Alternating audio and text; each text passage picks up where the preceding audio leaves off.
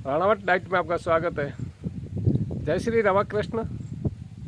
आज आपको बता रहा हूँ कोलेस्ट्रॉल और हृदय रोग में क्या संबंध है।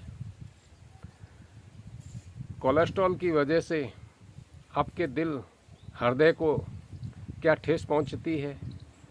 ये आजकल आपने देखा होगा कि जो तरुण और युवा लड़के लड़कियां हैं उनको भी हार्ट अटैक आ रहे हैं। उन्हें आगे बहुत जीवन जीना है और ये बुढ़ापे तक स्वस्थ कैसे रहें, ये आपकी ज़िम्मेदारी है। ये आपकी लाइफस्टाइल की वजह से सारे दिक्कतें हो रही है, जिसमें आपका आहार विहार अर्थात आपके वातावरण में जो आपका खान पान है या आपके पास में इन्वायरमेंट में या वातावरण में जो तनाव है उसकी वजह से भी हो सकता है। एक युवा स्वस्थ है और एक बीमार है, उनकी मानसिकता को भी जानना जरूरी है। एक तरुण युवा जो स्वस्थ है वो अच्छे से गा सकता है, दिल के झरोखों में तुझको बैठा कर, यादों की दुल्हन बना कर रखूंगा मैं दिल के पास। और एक जो अस्वस्थ है वो हमेशा तनाव में रहता है, उसे मनोरंजन अच्छे नहीं लगते हैं। जीने का अधिकार उनका भी है, पर उन्हें काफ़ी साइकोलॉजिकल प्रॉब्लम या ईटिंग डिसऑर्डर के या गलत खान पान आहार विहार होने की जो जानकारी नहीं होती है, उन्हीं की वजह से उन्हें ये दिक्कतों का सामना करना पड़ता है। तो आज मैं आपको बता रहा हूँ कि कोलेस्ट्रॉल और हृदय रोग में सीधा संबंध है।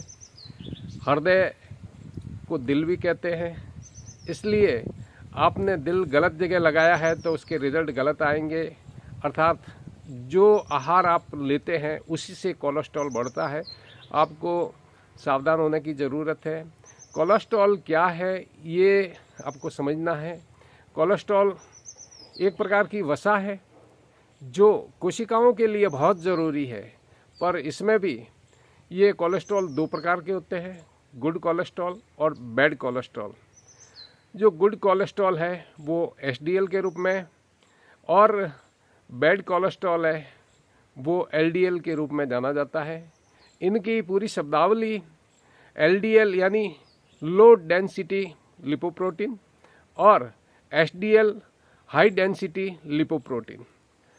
इसमें आप जानेंगे कि एलडीएल जो होता है वो हमारे लिए बड़ा घातक होता है। इसका उच्च स्तर जब बढ़ जाता है तब व्यक्ति के शिराओं में, धमनियों में प्लास्क जमना शुरू हो जाता है और जब प्लास्क बनेगा तो धमनियाँ संकरी होगी और संकरी होगी तो ऑक्सीजन की आपूर्ति नहीं हो पाएगी, रक्त की आपूर्ति नहीं आएगी, तब बाधा उत्पन्न होती है। इसलिए इसका निवारण ज़रूरी है। ये सब जानने से पहले अगर आप मेरे चैनल पर नए हैं, चैनल सब्सक्राइब करें, वीडियो लाइक करें, अधिक से अधिक शेयर करें। मैं डॉक्टर विघ्नेश सिंह राणावत, साइकोलॉजिस्ट और डाइटिशियन, आज आपको बता रहा हूँ कोलेस्ट्रॉल और हृदय रोग में सीधा संबंध। एचडीएल जब कम होगा तो दिक्कत होगी और इसको जब बढ़ा लिया जाएगा तो ये बढ़ा हुआ एचडीएल आपके लो कोलेस्ट्रॉल को भगाने का काम करेगा, वहाँ से हटाने का काम करेगा। तो इस प्रकार से आपने देखा कि दो प्रकार के जो कोलेस्ट्रॉल है वो संतुलित होना बहुत ज़रूरी है। और इससे फिर क्या होता है कि कोरोनरी आर्टरी डिजीज़ होनी शुरू हो जाती है। जब ये असंतुलित होता है तो पहला कोरोनरी आर्टरी डिजीज़ सीएडी, धमनियों में प्लाक जमा होने से कोरोनरी आर्टरी संकरी हो जाती है, हृदय को पर्याप्त रक्त और ऑक्सीजन नहीं मिल पाता है और इस स्थिति में सीने में दर्द या हार्ट अटैक भी हो सकता है। दूसरा, हार्ट अटैक जब किसी धमनी में ब्लॉक के कारण रक्त प्रवाह पूरी तरह से बंद हो जाता है तो दिल के उस हिस्से में ऑक्सीजन की कमी होने लगती है और हार्ट अटैक बनने का कारण बनता है। स्ट्रोक जब प्लाक और रक्त का थक्का मस्तिष्क की धमनियों में पहुंच जाए तो मस्तिष्क में रक्त प्रवाह बाधित हो जाता है, जिससे स्ट्रोक को रोक नहीं सकते, यानी पक्षाघात होने की संभावना होती है। चौथा, एथेरोस्क्लेरोसिस। कोलेस्ट्रॉल के कारण धमनियां संकरी और कठोर हो जाती है। इसे एथेरोस्क्लेरोसिस कहा जाता है, जो उच्च रक्तदाब और दिल की धड़कन की अनियमितता, एरिदमिया का कारण बन जाता है। कोलेस्ट्रॉल को नियंत्रण करने के उपाय आपको पता होना चाहिए, जिसमें आप जो आहार ले रहे हैं उसी के अंदर ये प्रवेश होता है।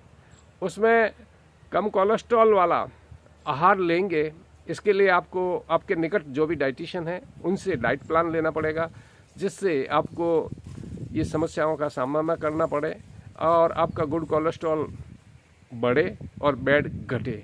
और साइकोलॉजिकल जो प्रॉब्लम होती है उसके लिए आप मनोविज्ञान से संपर्क करें, वो आपको बताएंगे कि आपके इन्वायरमेंट में कई बार ओसीडी हो जाती है, कई बार पैनिक डिसऑर्डर हो जाता है, तो उसमें मिले जुले सह रोग भी हो जाते हैं, तो उसका निदान कैसे किया जाए। तो स्वस्थ आहार जिसमें फाइबर युक्त भोजन होते हैं, जो रेशेदार फल है और इस प्रकार से जो फलियां हैं, जो सैचुरेट फैट होते हैं, उनमें भी ध्यान देना पड़ता है और साबुत अनाज को लेते रहें।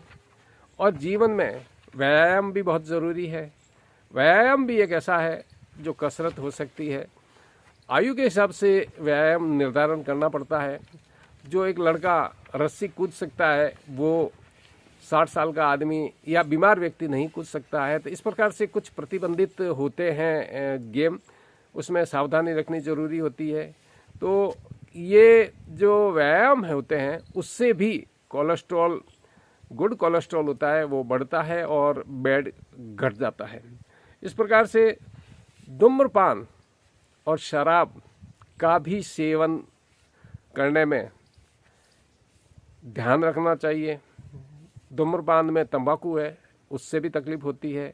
शराब है, उससे भी समस्या आती है। इसमें कार्बोहाइड्रेट की मात्रा ज़्यादा होती है और ट्राइग्लिसराइड बढ़ने की 100% संभावनाएं पाई गई है और होता है। इस प्रकार से जो कुछ लोग भारी है, उनके वजन है, मोटे हैं, वजन को भी नियंत्रण करना बहुत ज़रूरी होता है। जो वजन वाले हैं उनकी डाइट अधिक होती है, तो उनको डाइट में कैसे नियंत्रण किया जाए ताकि भूख भी न लगे और उनका वजन भी घट सके। और दवाइयों के रूप में देखा जाएगा, औषधियों के रूप में एलोपैथिक डॉक्टर अपने अनुसार अपनी दवाइयाँ लिखते हैं, जिससे कोलेस्ट्रॉल नियंत्रण में आए और आपको तकलीफ न हो। होम्योपैथिक में भी इसी प्रकार से, यूनानी में भी इसी प्रकार से, और आयुर्वेदिक तो एक लाइफस्टाइल है जिसमें आपको क्या खाना नहीं खाना ये सिखाया भी जाता है, बताया भी जाता है। इसके लिए आपके पास निकट वैद्यराज जी हो, उनसे संपर्क करें। और हकीकत में यही है कि ये बीमारियां व्यक्ति स्वयं पैदा करता है और स्वयं ही ठीक कर सकता है। बस पहले जो प्रेरणा थी वो गलत थी, अब सही प्रेरणा लेकर इसको सुधारा जा सकता है। जीवन भर दवाइयों से मुक्त रह सकता है, जीवन भर दवाएं खाने की आवश्यकता नहीं है।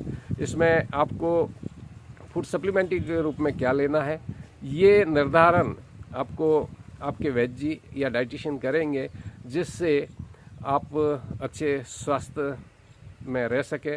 और जो जवा दिलों को धड़कनें अनियमित हो रही है और उन्हें पैनिक डिसऑर्डर है, तो वो भी सारा मिट सकता है, आप भी स्वस्थ रह सकते हो।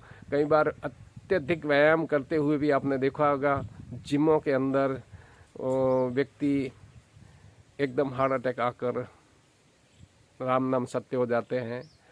आयु भगवान ने लिखी है, ये लास्ट विषय है, पर जन्म और मृत्यु के बीच में कैसे रहना है ये हमारे हाथ में।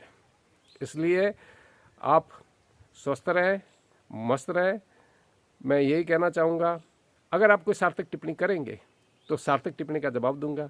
मिलते हैं नए अपडेट वीडियो में, तब तक के लिए जय हिंद, स्वस्थ रहें, मस्त रहें।